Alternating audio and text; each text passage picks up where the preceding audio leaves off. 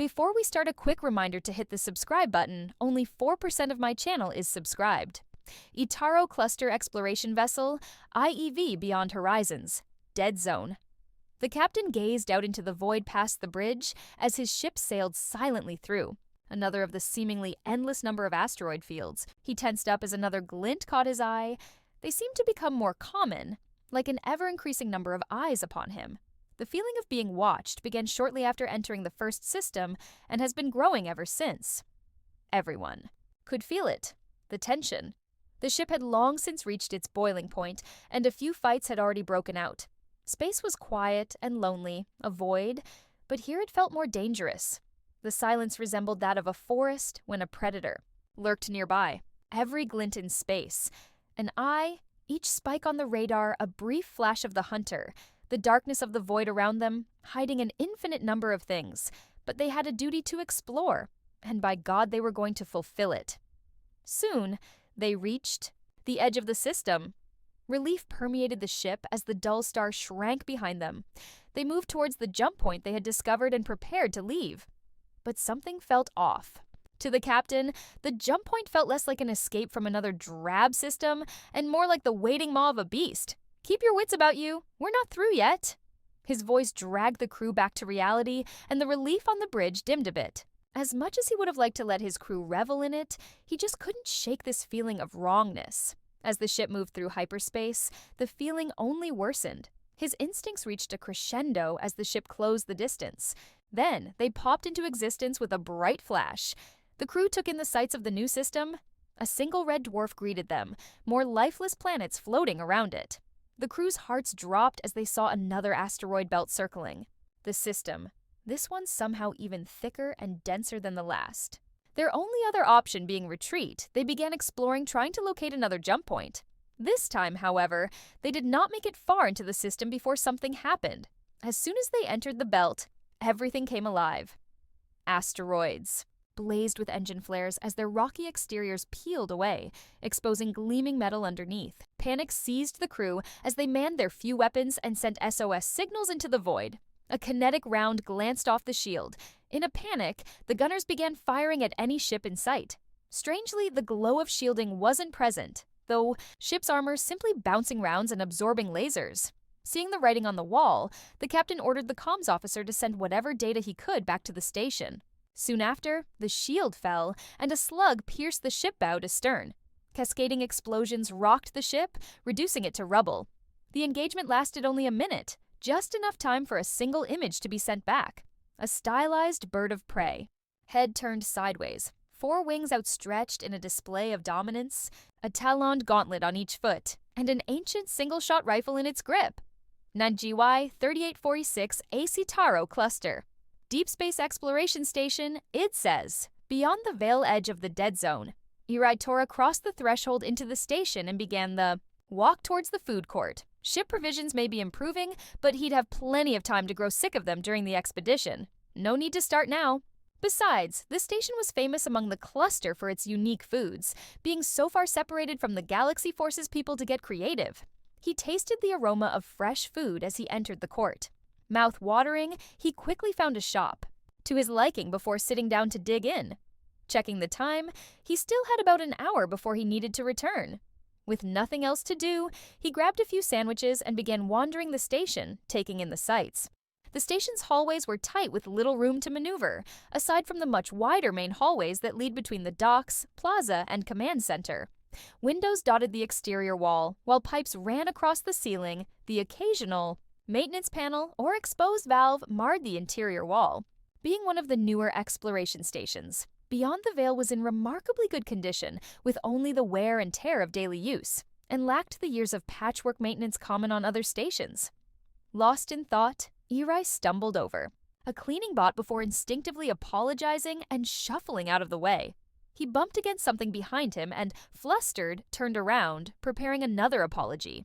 The words died in his mouth as he came face to glass with a window, before a glint of metal caught his eye outside. It was far away, among a cluster of moons and rocks orbiting a gas giant.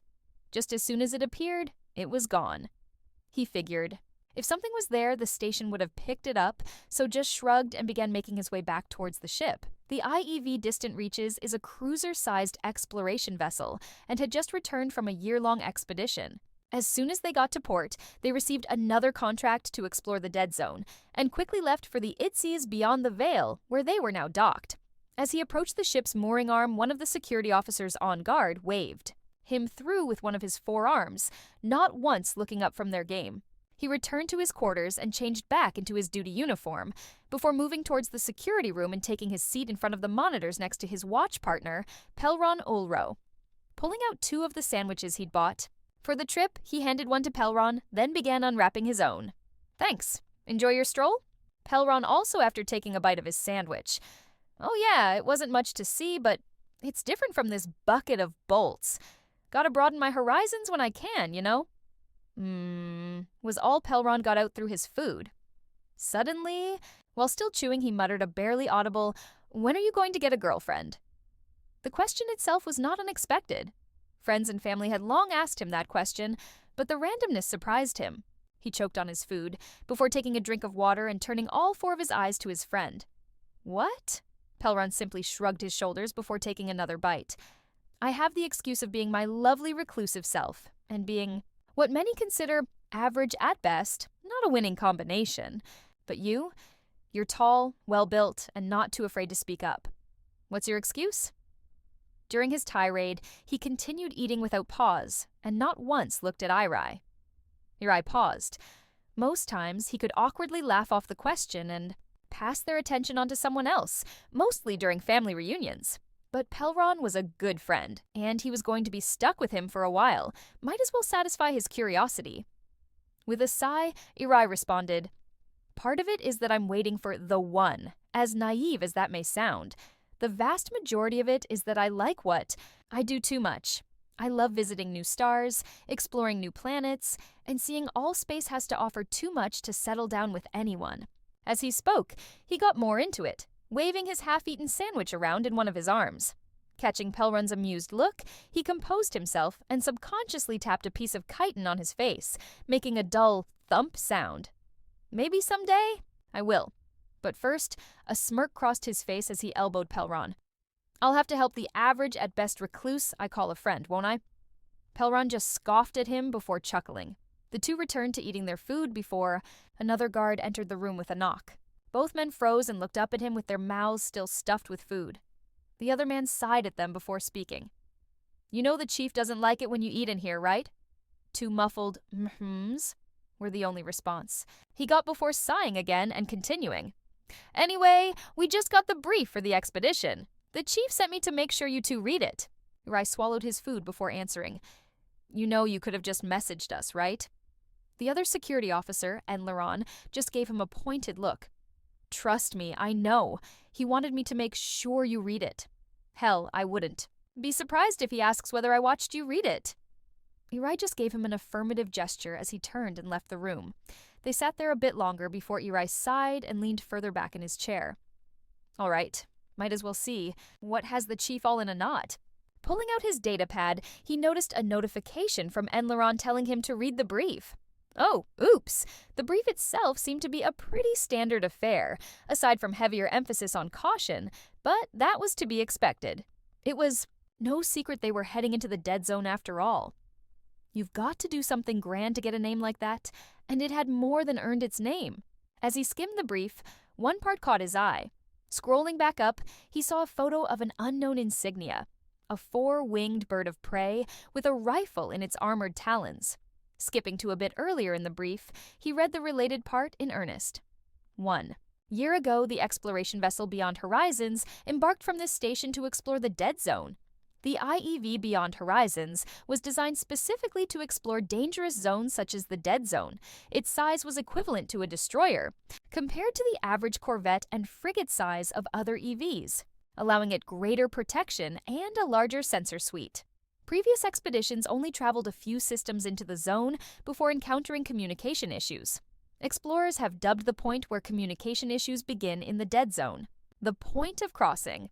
As ships traveled deeper beyond the point of crossing, increasing communication issues eventually forced them to turn back. A frigate-sized EV held the record until last year. It traveled 2 systems before reaching the point of crossing and another 2 beyond. Setting off from the station, the Beyond Horizons did not reach the point of crossing until the third system. Once past the point of crossing, however, communications began rapidly degrading. Reports of sightings, both by personnel and radar, became more common in the sporadic communications. Personnel also reported a few fights aboard the vessel. Within the third system past the POC, all communications with the vessel ceased. Communications with the Beyond Horizons remained silent until almost a week later, when an SOS and data beam returned to the station from the ship. Due to the length of time since loss of contact, it is assumed that the ship has been destroyed. The final communication from the Beyond Horizons consisted of the picture taken below. Estimates on exploration times place the ship within the fourth system past the POC. The IEV Distant Reaches is to explore the dead zone and attempt to locate the IEV Beyond Horizons, or, failing that, the vessel's black box. Priority should be on the safety of both the IEV Distant Reaches and her crew. Should either come under threat, a swift return to Idsias Beyond the Veil is both authorized and recommended. Ray set down his datapad after reading the briefing, leaning back in his chair as a sigh escaped him. Oh boy, what did we get ourselves into? He shared a look with Pelron, the other man simply shaking his head in response. Eve Distant Reaches. Fair systems into the dead zone. The large cruiser sized EV slipped through the void, the light from the local star casting shadows across its hull as it sailed. It had been a boring couple of weeks. The information from the Beyond Horizons had made navigating the first few systems go by quickly. During that time, nothing of note had occurred, and it was driving Irai mad.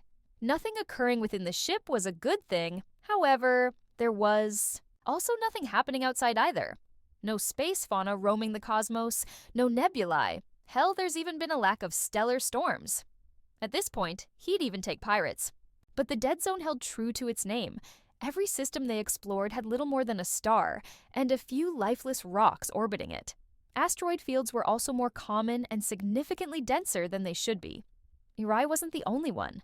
Going stir-crazy, a few of the crew have gotten into rather heated arguments. Thankfully, no fights have broken out yet, but he felt it was only a matter of time. That fights only broke out on the Beyond Horizons. After communications broke down was both impressive, given their current situation, and foreboding. He turned to his right and looked out the porthole. Nothing but darkness. As he turned to continue his route, a glint caught his eye. It was only present for a moment. Then it was gone, leaving inky blackness in its wake. Shit. Just like in the briefing, 790 GY, 3846 ACIEV Distant Reaches 5 systems into the dead zone, Irai hauled the irate man towards the ship's brig, his grip tight, fighting against his struggles. They had only gone one system beyond the point of crossing, and already 3 fights had broken out. When they arrived, Irai tossed him into an empty cell, and after locking it, turned towards the man. "What has gotten into you?" he shouted, startling the angry man, getting into a fistfight with another crewmate because, and I quote, "That dog is always giving me funny looks. You know their right eyes are lazy, right?" The once angry man now had the decency to look bashful, and Irai's scolding. "Sorry, sir, I don't know what came over me." A hint of fear briefly entered his eyes as he continued. "This place is driving me mad. How can there be nothing? Hell, even pirates would be a welcome sight." Irai could only let out a sigh, a hint of agreement riding it. "I'll let you out in a few hours, just like the others. Use that time to cool your head before returning to work." "Yes, sir. And stop calling me sir. I'm not an officer. I work for a living." He turned and began leaving the brig. The man had a slight smile on his face as he walked away. "Aren't you a security officer?" he called at Irai as he walked away. Irai just waved an appendage dismissively. Chuckling, the man turned and sat on the cell bed. "Nunninth GY 3846 ACIEV Distant Reaches 6 systems into the dead zone." Irai stood by the door to the bridge. Ever since fights began breaking out, security began guarding important areas, both to prevent and end nearby fights. There were worse stations. At least here he could stare out the view screen into the surroundings. What little there was to see. Another glint briefly appeared on the screen, but everyone promptly ignored it. A radar ping also went ignored, until it was followed by a second, then a third. The operator stared at it in shock, before the captain tapped on a chitinous plate, getting her attention. She let out an embarrassed sound before clearing her throat. "Captain, something on radar 293 degrees." The main viewing screen changed as it switched to the related camera. The camera swept over the area before stopping and zooming in. The distance, floating by itself in the void, was an artificial object with flashing lights on it. Could that be the black box? One of the crew mused. Navigation, get us closer. Everyone, prepare for retrieval. A chorus of, "Aye, sir," responded. A few hours later, Eri was once again standing guard for the higher-ups, this time in the ship's briefing room. Sitting on the table in the center was the brightly colored black box, scorch marks visible on its exterior. The chief technician began tampering with the box before hooking it up to the table's holoprojector. Soon a screen appeared midair, with a paused video from one of the Beyond Horizons cameras. To the right of the video feed sat an overlay displaying the status of the ship. With the push of a button, the video sprung to life. The void shifted slowly as the vessel moved. Bridge chatter in the background was sparse and hushed. An air of relief was palpable even through the video. The captain's voice broke through the murmurs. "Keep your wits about you. We're not through yet." His voice was laced with worry and carried an edge to it. Cutting through the relief of the bridge, space distorted and light stretched as the ship entered hyperspace. The technician fast-forwarded until the ship dropped out. Space quickly returned, and in front of the vessel sat an asteroid field. Exasperation and dismay radiating off the crew's words as they spoke. The room watched silently as the feed once again sped up. The field approached rapidly. Everyone present was leaning forward as the ship entered the field, the camera cutting to different views, showing the surroundings.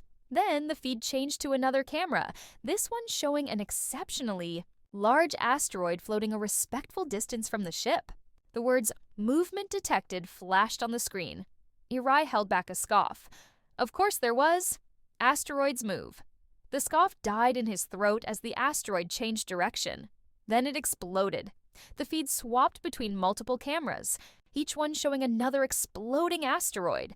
In the background, the ship was alive with noise. The shuffle of feet, shouts, and the ship's klaxon permeated the air. Finally, the feed settled down, holding on one exploding asteroid. As the dust settled and the rock separated, silver metal was revealed. The silver metal expanding into a silver plate, then into a silver hull. The hull featured dispersed turrets, primarily on spinal mounts. Each turret had 3 weapons, the length implying kinetics of some sort. Towards the bow of the ship, he saw the avian icon, what he assumed to be the ship's name written in a foreign script painted further along the bow. As the image sharpened, Eri gasped. One turret already targeted the ship. He calmed down a bit as he noticed the rest of the turrets remained in a neutral position, until a flash of light emanated from one gun, the tracer of a kinetic round, arced towards the EV until it disappeared from the camera. Soon after, the feed rocked, and the overlay showed the impact point on the shield as it flickered with damage. A glancing blow to the top of the shield. Eri paused at that. Why shoot there? And with only one gun, no less.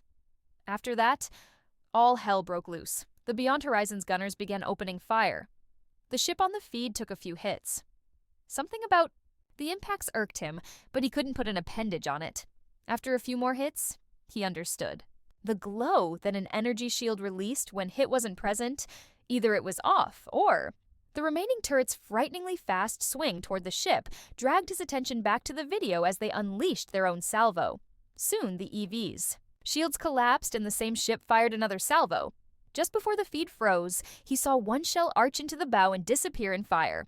The last frame being of the ship that fired the first shot, its armor scorched and scarred eerily familiarly. The briefing room was silent as everyone stared at the ship. Now, with nothing else distracting him, it hit him just how alien it looked. The hull itself was strange. Silver without paint, instead being polished and decorated with golden accents. The 4-winged avian like nothing he'd ever seen before. He hadn't much time to think about the ship further, as the room then exploded into a cacophony of sound. Officers argued over what happened and why. He mostly ignored them, his mind stuck on the actions of the alien ship. The captain, obviously getting fed up with the chaos, called for quiet. The room fell silent as they obeyed. Scanning the room, the captain took in everyone's face before his gaze fell on Eri, the guard still deep in thought. Security Officer Tora. The captain calling his name snapped him out of his thoughts. With a start, he quickly jumped to attention. Yes, sir. The captain appraised him silently, a hint of mirth visible on his face. At ease. Eri relaxed. You seemed deep in, though. Care to share? Eri paused, getting his thoughts in order before speaking. Yes, sir. I don't think they're as hostile as we might believe. The captain raised his hand, cutting off another officer as he opened his mouth. Explain. Aye, sir. Something bothered me about the first shot as he spoke. The technician rewound the footage. As you can see, the shot barely glanced off the shield. As he spoke, he began walking towards the projection. However, later, when the Beyond Horizons returned fire, he stated, the tech advancing the footage to the relevant point. The absence of shields caught my attention. They might have simply been deactivated, he added, interrupting an officer before she could ask, which made the captain smirk. But that would be dumb. After all, would you intercept an unknown ship without shields raised? The officers in the room murmured their agreement. Some took offense to his wording, but kept their mouths shut. The captain mulled over his words before answering. You make a good argument, but what is it you're trying to say? Eri stuttered a bit before answering. Right, my point, sir, is that I think that meant to be a warning shot. If the Beyond Horizons either didn't have its shields raised or didn't have shields, period, the shot would have sailed by harmlessly. Room was silent as they thought through his words. The captain broke the silence with a simple, interesting. Eri began walking back to his post next to the door when another thought hit him, causing him to freeze mid-stride. He nervously ran a hand through his red hair before opening his mouth again. Actually, sir, there is one more thing. The captain looked at him before gesturing for him to continue. Where is the ship? The captain was about to reprimand. The young guard, after all, the colorful box on the table was hard to miss. Then he paused. They had only found the black box, nothing else, no scrap metal or debris, his eyes widening at the realization. Systems into the dead zone, I guess. We found it, the captain quietly muttered. The crew stood silently as they watched the debris drift by. Although spread out, the debris illustrated the remnants of a battle. A large plate of metal floated silently past, part of the Itaro cluster emblem emblazoned on it. Eri watched it intently as it floated by, his eyes not leaving it until it was out of sight. A somber mood held onto the crew as they sailed through the wreckage. Few dared to speak unless absolutely necessary. The glints and pings seemed to stop as if joining the crew in mourning. A few hours after leaving the wreckage behind them, the bridge officers once again convened in the briefing room. The captain must have favored him, as he once again found himself in the briefing room. As everyone settled in, the captain cleared his throat. We have confirmed the status of the Beyond Horizons. Normally, we would turn around and begin the voyage back. However, these unknown ships raised some questions. He glanced at Eri before continuing. Security Officer Tora has made sound arguments that the unknowns are not outright hostile. The real question is if they are really unknowns. Many other officers had looks of confusion. What I mean is, are they a known race simply hiding out here for likely nefarious reasons, or is this first contact? Understanding washed over the room, and one person raised a hand. After a nod from the captain, the young officer spoke. I don't see why that would matter, sir. We're not equipped to deal with first contact, and even if we were, they both outnumber us and have proven to be violent. Before the captain could respond, a different officer answered her. Initiating first contact would be a great boon, especially for a race as young as ours. This would be the first contact scenario in over a century, that, of course, being ours. If we, the youngest species to date, made first contact in such a short time, we would be cemented in galactic history as great explorers. And that's not even mentioning the fact that they are within the dead zone. The captain waited for him to finish before speaking. Nelron is right. The boon to our people would be great.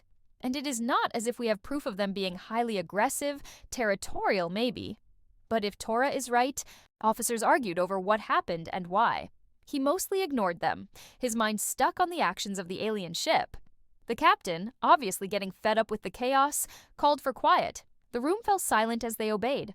Scanning the room, the captain took in everyone's face before his gaze fell on Eri, the guard still deep in thought. Security Officer Tora, the captain calling his name, snapped him out of his thoughts. With a start, he quickly jumped to attention. Yes, sir. The captain appraised him silently, a hint of mirth visible on his face. At ease. Eri relaxed. You seemed deep in, though. Care to share? Eri paused, getting his thoughts in order before speaking. Yes, sir. I don't think they're as hostile as we might believe. The captain raised his hand, cutting off another officer as he opened his mouth. Explain! Aye, sir. Something bothered me about the first shot as he spoke. The technician rewound the footage. As you can see, the shot barely glanced off the shield. As he spoke, he began walking towards the projection. However, later, when the Beyond Horizons returned fire, he stated, the tech advancing the footage to the relevant point. The absence of shields caught my attention. They might have simply been deactivated, he added, interrupting an officer before she could ask, which made the captain smirk. But that would be dumb. After all, would you intercept an unknown ship without shields raised? The officers in the room murmured their agreement. Some took offense to his wording, but kept their mouths shut. The captain mulled over his words before answering. You make a good argument, but what is it you're trying to say? Eri stuttered a bit before answering. Right, my point, sir, is that I think that meant to be a warning shot. If the Beyond Horizons either didn't have its shields raised or didn't have shields, period, the shot would have sailed by harmlessly. The room was silent as they thought through his words. The captain broke the silence with a simple, interesting. Eri began walking back to his post next to the door when another thought hit him, causing him to freeze mid-stride. He nervously ran a hand through his red hair before opening his mouth again. Actually, sir, there is one more thing. The captain looked at him before gesturing for him to continue. Where is the ship? The captain was about to reprimand. The young guard, after all the colorful box on the table, was hard to miss. Then he paused. They had only found the black box. Nothing else. No scrap metal or debris. His eyes widening at the realization. Systems into the dead zone, I guess. We found it, the captain quietly muttered. The crew stood silently as they watched the debris drift by. Although spread out, the debris illustrated the remnants of a battle. A large plate of metal floated silently past, part of the Ataro cluster emblem emblazoned on it. Eri watched it intently as it floated by, his eyes not leaving it until it was out of sight. A somber mood held onto the crew as they sailed through the wreckage. Few dared to speak unless absolutely necessary.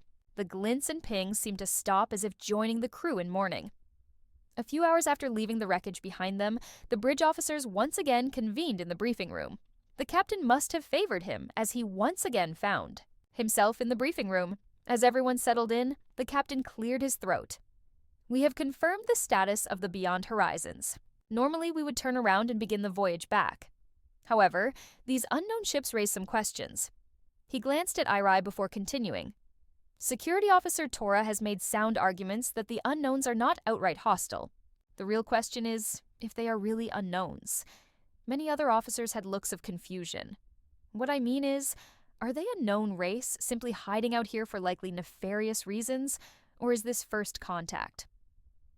Understanding washed over the room, and one person raised a hand. After a nod from the captain, the young officer spoke. I don't see why that would matter, sir. We're not equipped to deal with first contact, and even if we were, they both outnumber us and have proven to be violent. Before the captain could respond, a different officer answered her.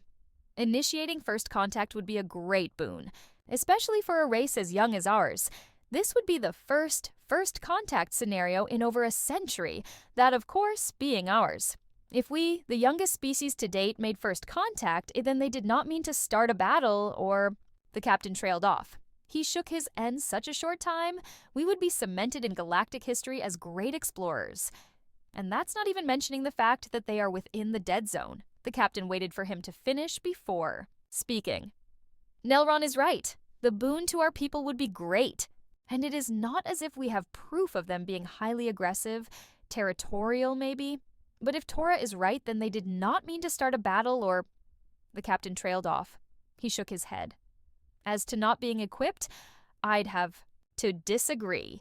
While a diplomat would be nice to have, the sheer danger of where they are located has put us in a great position, as we are likely already within their territory. He gazed around the room before speaking again. So, unless there are any other complaints, I propose we continue and attempt to contact our unknowns. Silence was the only answer he got. A few still looked apprehensive, but both a potential boost to their species and the excitement that came with such a monumental discovery overrode any fear. Good? Then let's be off, he declared, ending the meeting. Nandem and GY 3846 ACIEV. Distant reaches 8 systems into the dead zone. It had been a full day since they entered the next system, and the exploration had already noticeably slowed down. Though they intended to communicate, no one wanted to just charge in blindly. The glints and blips had sped up, and everyone could feel the confrontation approaching. It was like a blade hanging over their necks. Now and then, Irai swore he could see something move. Whether it actually had, or it was just his imagination had yet to be seen. He sat in the mess hall, aimlessly staring into the void outside a porthole. Movement in front of him drew his attention, as Pelrin sat down across from him, a plate of the improved travel rations sitting atop it. "What are you thinking about?" Pelrin asked between bites. Irai let out an exasperated sigh, stretching back in his chair. "I don't know. Everything's kind of messed up right now, and I can't help but feel that what we're doing now is my fault." "What? Trying to talk?" Pelron asked, getting a nod in return. "That was obvious." Irai stared at him, baffled, while the other man continued eating, oblivious to the look. He dropped his head onto the table and groaned out a simple "thanks" into the bare metal. After taking a few more bites, Pelron began speaking again, waving a piece of food as he did. "Well, I mean, someone was going to point that out, right? The higher-ups aren't that dumb. Just so happens that you were the first. So this time it's your fault. But I think we would be doing this anyway. Only difference is that it would have taken longer to come to the same conclusion." He took a break from talking to eat a bit more food, letting Irai digest what he said. Besides, the only other options are turning around, which is right. Out or fighting, and you saw how that turned out. I'd rather have more time to prepare anyway, and now we know a bit more about what to expect. Instead of ending up in the same situation that the Horizons was in, and Possibno definitely getting ourselves killed. After Pelron spoke, he returned to his food, leaving Irai stunned. While his monologue didn't assuage his feelings, at least he had a place to start, until the blare of the klaxon and the flash of lights dropped him back in reality. Both men looked up with a start, sharing a glance before rushing out of the room to their stations. Irai rushed down the busy corridor towards the bridge. As he emerged from the doorway, he made eye contact with his relief. The woman nodded to him and left for her own position. Taking up his post, he finally turned towards the main screen and saw what all the commotion was about. Directly in front of them stood the immense bow of a silver ship, light gleaming off the hull, giving it an almost divine presence. Looking at other screens showing different parts of the ship revealed nothing. This was the only ship visible, but almost certainly not the only one present. A flash caught his eyes as a kinetic tracer sailed towards them. Irai held his breath, time slowing down as he watched the round close the distance. Just before impact, he closed his eyes, waiting for the sound that would prove him wrong. When nothing happened, he opened his eyes. Looking around, he saw others slowly opening their eyes. The captain let out a sigh of relief before tensing again as a ping emanated. From the communications console, across the bridge, the sound rang like a funeral bell. The comms officer hesitated before speaking. "Sir, the unknown is hailing us." The captain held the officer's gaze for a few long seconds before nodding. "Put them through." The main screen flashed black as the feed switched. In place of the ship stood a figure. They looked a lot like the Ataro, with a few differences. They had 2 eyes instead of 4, their skin looked thinner and was tan instead of blue, and they did not have any visible chitinous plates on their face. The being on the screen appeared female. They had pale skin, long brown hair tied up behind their head, and their light brown eyes looked forward, presumably into their own screen. She wore a white uniform with golden tassels and buttons reminiscent of her ship. Black and gold fabric on her shoulders seemed to denote rank, and a red-pointed cap sat on her head. She seemed to take in their own captain, her eyes scanning him before she spoke. All that came through the speakers was untranslated gibberish. Their language was very guttural and, surprisingly, reminded him of an old Itaro language. The captain had a look of concern on his face as he responded, "I'm sorry, but I can't understand you." The other captain had a look of confusion. On her face, her head tilted slightly to one side before a look of understanding crossed her face. She gestured to someone off screen, and a few seconds later, another ping resonated from the comms console. The comms officer and captain shared a look, unsure of what to do before the alien captain cleared her throat. With their attention now back on her, she had a contemplative look on her face, like she was mulling over something. She opened and closed her mouth a few times, and a snicker came through the screen. She turned a harsh glare on the source before refocusing. A few seconds later, she found the words or word. Translation. The crew stood in silence. She had just spoken their own language. It was broken and slow, but we understood it. The captain realized she was waiting for him and clicked his fingers together as he turned towards the comms officer. "Open it." He robotically obeyed, and after a few seconds of waiting, a chime sounded from the console. Lamtarbaut Mumbersair Chawarnt translation software. Updated. At the chime, the alien captain spoke again, the robotic voice of the ship's AI translating a microsecond after, "Can you understand me now?" Caught a bit off guard, the captain quickly regained his composure. "Ah, yes, I can understand you." "Great," came the response, the alien recomposing herself before continuing. "I am Captain Jutta Bernström, HKMS Glory of the Stars, Helios Imperial Navy." The captain responded in kind once Jutta concluded his introduction. "Captain Roito Moran, IEV Distant Reaches, Itaro Cluster Exploration Fleet." So that was the captain's name. He had forgotten it and felt too embarrassed to ask anyone. "We have no intentions of engaging in hostilities and simply wish to establish contact." "That's good to hear, Captain. I would rather avoid a repeat of last year's encounter." Her voice was tight, but what sounded like regret seeped through. Captain Mura nodded in response, and Jutta continued. "If you would follow me, Captain, my ship will guide you to the nearest diplomatic station." "If you would, please, lead on." With that, the feed cut off, and soon the ship returned to the main screen. The massive warship turned away from them, revealing the name on its bow. Although unreadable, the foreign script is now familiar. The Glory of the Stars had been the one that landed the final blow against the Horizons, Helios Empire, Adelsberg, 3As. The ship flashed into the system. The crew gasped. A vibrant hub replaced the lifeless systems they had grown used to. The radar displayed ships traveling across the system between a large station and a few other jump points. There were still no habitable planets. However, one seemed like a prime candidate for terraforming. After accepting Captain Bernstrom's offer, a couple more ships revealed themselves. Each one as large as the Glory of the Stars, they formed up around the distant reaches. Whether to protect them or prevent escape had yet to be seen.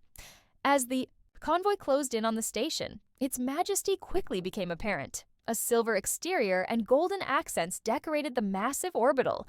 A series of concentric rings formed the basis of the station. Giving it a diamond shape, large protrusions circled the dorsal and ventral points of the station. Numerous weapon emplacements visible on each one denoted them as military.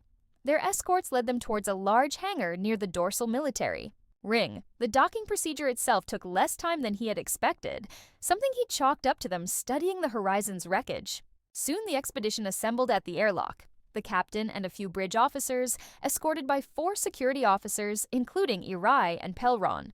As the door cycled open and the ramp lowered, they could see a receiving party waiting for them at the base.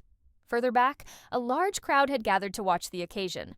As the distance closed, the aliens came into view. Now that he could see more than just their upper torso, he noticed a few more details. They had 2 arms, seemed to lack any chitinous plates on their bodies, and on average seemed shorter and stockier than the average Itaro. He noted that while their skin was thinner and lacked any natural protection, in exchange, they seemed to have much denser muscles. Some of what he could only assume to be manual laborers looked like beings of pure muscle, their clothing bulging out as they tried in vain to contain their wearer's mass. The Itaro group stopped a few paces from the alien group. Then, each captain stepped forward and shook a hand. All the alien soldiers wore pristine white uniforms. Their cuffs and the bottom of their blouse was ringed in gold. What he assumed to be NCOs had red stripes on their upper sleeves near the shoulder and a thick red belt around their waists, a smaller white one in the center. The officers had ranks pinned to their epaulets and seemed to correlate to the number of golden stripes on their cuffs. A red tie sat around their necks over, a light gray undershirt beneath the blouse. Dark red trousers covered their legs. Officers had a gold line down each side, while the NCO's uniform had 2 thin golden lines, like the hollow outline of the officers. Each person in front of them wore a dark red peaked cap, the 4-winged avian gracing its bow. The uniform had a regal presence, like that of royalty, the white half capes worn over the officer's left shoulder further extenuating the point. Captain Bernstrom's uniform stood out above the rest. Red and gold braided cords traveled from under her cape to her collar. A golden wreath surrounded the avian on her cap, and her cape held a golden trim. The alien captain herself cut a lithe figure. She held herself with discipline, standing, as straight as a ruler, and her gaze was steady and piercing. Her hair was soft and fell over one shoulder in a braid. Upon closer inspection, he noticed a small scar along her right cheek, something his own chitin would have saved him from. His eyes followed the scar to her ears. They were slightly longer than her compatriots and tapered off to a point. A quick look at the surrounding aliens revealed a mixed bag. Most had rounded ears, however. A few shared the captain's pointed ears. As he looked back at the captain, he felt a jab in his side, and a glance revealed Pelron side-eyeing him. He had been staring. The movement garnered the alien captain's attention, and her gaze caused him to flush slightly and fix his eyes. Forward, out of the corner of his eyes, he thought he saw a smirk cross her face. Soon both delegations began moving further into the station. The aliens led them down a wide hallway. Any intersecting pathway had been closed off. Intimidating guards wearing black tactical gear over white and red uniforms manned each barricade, holding back the curious hordes of what he now understood to be humans. Black helmets covered their faces, giving them a statue-like presence. The large rifles at their sides brooked no argument to their authority. Soon they entered a large waiting room, a set of ornate double doors connecting another room. The other two security guards took up positions outside the room with two of the human guards. When the impromptu diplomats moved into the next room, Eri and Pelron took up position outside the door on one side, the remaining human guards taking position on the other. Once they had settled in, his eyes wandered. The room was large enough to fit a party twice the size of their own comfortably. Wood or wood-adjacent materials covered the walls. Columns of stone separated the wall every few meters. The high vaulted ceiling held a chandelier at the center, and stone arches crossed above it. A magnificent red carpet decorated the polished stone floor. On one side of the room sat a large, dark wood table with multiple matching chairs, a red tablecloth with golden trim matching the fabric on the chairs. On the other half of the room, the floor descended a few steps into a shallow pit. Multiple padded chairs and couches furnished the area, and a short table sat in the middle. The overall feel reminded him of an ancient castle from his childhood. Stories. The most confusing addition, however, was in one corner. There sat a large, heavy-looking table with a raised edge. A rough red fabric lined the interior. Multiple dense balls sat in a triangle in the middle. Half had stripes, and the others were full color, with a number marking each one. On the wall racks nearby sat a series of wooden poles. He turned towards the humans and clicked his fingers, causing one guard to jump a bit, turning to him. "What is that?" The guard tilted his head, confusion radiating through the faceless. "Helmet." Eri pointed to the strange table in response, and understanding dawned on the guard as he made a strange exhaling sound. The guard then said what sounded like two words to that he didn't understand. Now it was his turn to tilt his head in confusion. The guard seemed to think about how to describe it before the other tapped him on the shoulder and whispered to him. Eventually, they seemed to come to an agreement, and the first guard knocked on the door lightly. A voice answered from within, and he opened it just enough to lean in. After a quick conversation with the room's occupants, he re-emerged and started walking towards it. The two confused Itaro followed him after he made a follow-me gesture. The humans slung their weapons behind them, prompting Eri and Pelron to follow suit. They positioned a white ball at the tip of the triangle separate from the others, then handed the Itaro guards one pole each and mimed how to hold it, Eri. Doing his best to copy, after some charades, Eri was lining up his stick with the white ball. He hit it, and a series of loud clacks resonated throughout the room as the balls impacted each other. A few more rounds of charades, and he thought he understood the rules enough to play. The first game ended rather quickly when Pelron hit the black ball into a hole, but future games proceeded with much greater ease. They managed to squeak out a win, a significant achievement, and Eri had even begun picking up some words. The game was apparently called Pool, and the guards' names were Hans and Eric. Their weapons and helmets had quickly found their place against the wall after being accused of messing up more than a few shots. Thankfully, the room was soundproof. Otherwise, they might have disturbed the meeting going on in the other room. Just as they were about to start another game, they realized they were not alone, the lower officers having moved into the room while the captains finished up the day's talks. Upon noticing them, The 4 guards snapped to attention, each giving a salute. Eri had the misfortune of holding his cue in the wrong hand and smacked himself in his haste, earning a snicker from his fellow guards. His face flushed further when he saw the officers smirking at him. This time, he had no helmet to protect. His dignity. By the time the 2 captains had joined the rest, the guards had redonned their helmets and weapons. When they got back to the ship, the comms officer greeted them. He handed each guard a universal translator. They're updated with the humans' language, or this one at least. We could only get one to the diplomats before you left. What do you mean, this one? Eri asked as he put the translator in his ear. These humans apparently have dozens of languages still. The one used here is referred to as Imperial, a distant evolution of 2 of their terrestrial languages. I think they were Friesbergian and Krevikish. Oh, the comms officer had apparently found all this new information fascinating and had been doing his research. Unfortunately, none of the guards were paid for their brains, and Eri could feel his melting. He raised his hand, interrupting the overexcited officer. "I'm sorry, sir, I'd love to hear more," he lied. "But I have more duties to attend to if you'll excuse me." To his credit, the officer's mood didn't dampen in the slightest. "Oh, of course, wouldn't want to keep you from your duties. I know how the chief gets." "Thank you, sir." With that, the guards quickly evacuated the area, each one letting out a sigh of relief as they rounded the corner. "Nice save," Pelron said, patting his shoulder. "I have my moments." They dropped their gear off in the armory before washing up and retiring to their quarters. Eri had his head inside his personal locker, looking for a clean shirt, when Pelron's voice rose up from his bunk. "So you're into humans, huh?" Eri jumped a bit, turning towards Pelron. "What are you talking about?" The captain Eri stood still for a moment, confused. "I don't swing that way." Without looking up from his datapad, Pelron responded, "The human captain dumbass." His confusion deepened, his non-response causing Pelron to look up. "I saw you staring at her." Suddenly, he understood where his friend was coming from. "Oh no, I was looking at their uniforms. I've never seen anything like them before." "Uh-huh." "I'm being serious. They looked like something you'd see nobles wearing in period dramas. Hard to believe someone actually still wears those." "You've really never seen uniforms like that before?" Pelron's gaze turned from incredulity to confusion. "They're really common among Empire-type nations." "Empire-type?" "Yeah, you know there's no one that stands above our glorious emperor. Types." He straightened his posture while still sitting in mock attention as he spoke. Eri chuckled. "I've never been to one before." "Really? What about when we visited the Great Banneroni Star Empire? Was that before the last contract?" "Yeah? You picked me up after leaving, remember? We celebrated our reunion.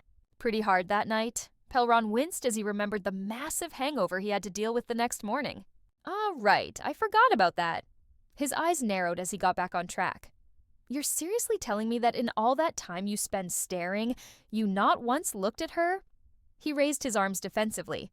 "Seriously, besides, could that even work? We're 2 completely different species." Pelron just shrugged. "From what I picked up, they're also mammals. On top of that, their ancestors were apparently also primates.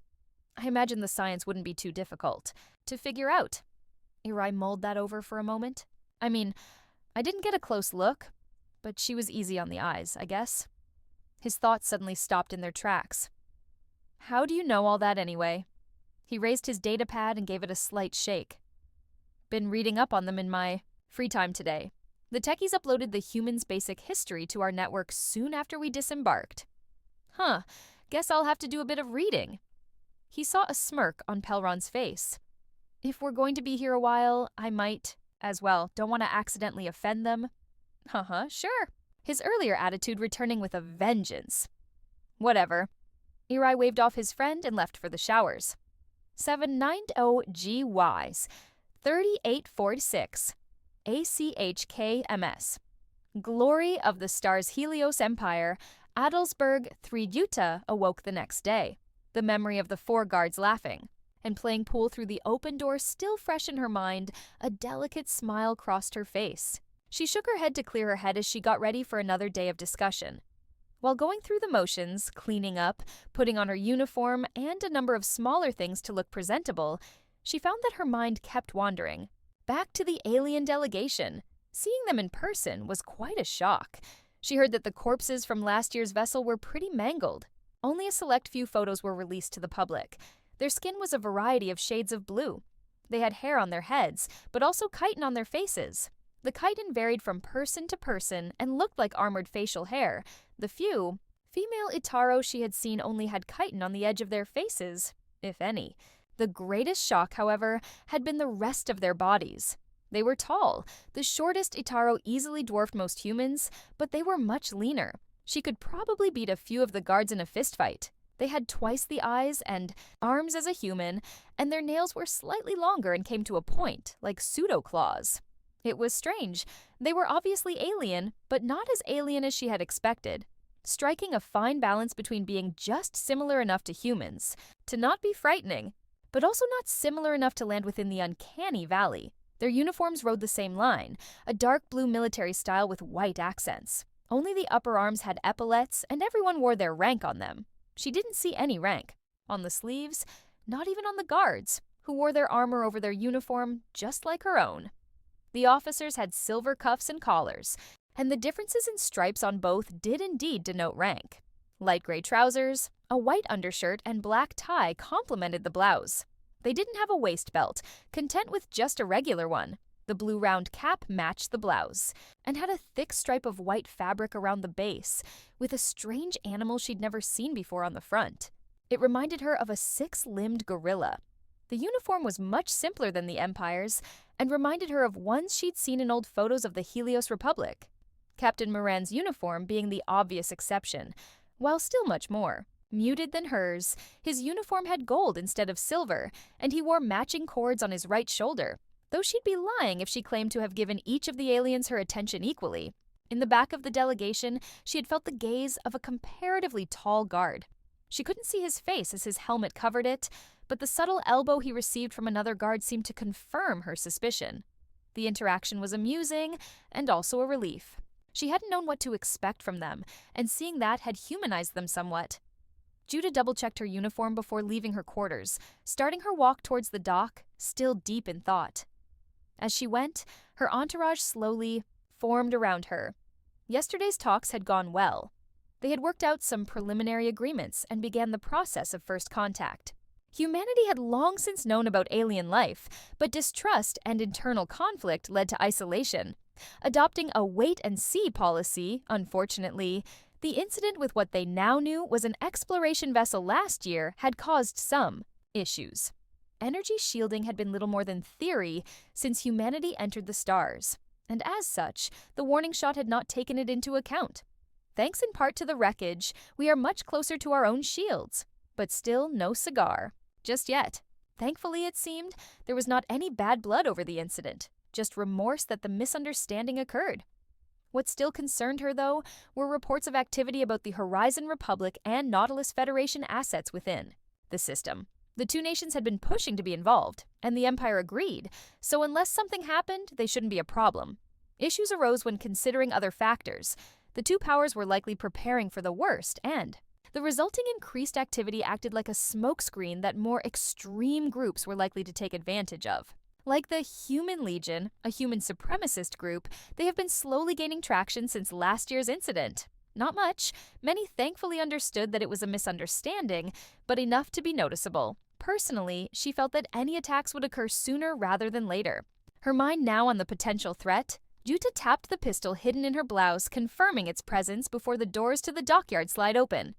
Hey everyone! If you enjoy these epic HFY stories, don't forget to subscribe, hit the like button, and drop a comment below to let us know your favorite part or what stories you'd love to hear next. Your support keeps the channel growing and the stories coming.